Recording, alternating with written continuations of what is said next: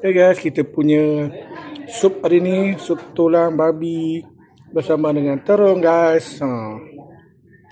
Kita hari ni simple sahaja. Nampak? Kita tunggu terung ni masak, baru kita makan guys.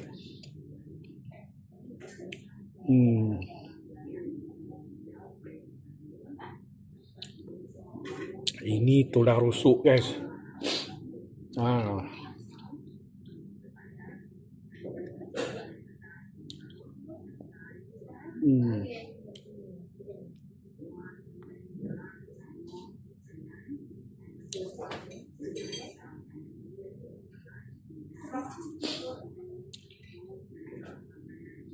Steady guys.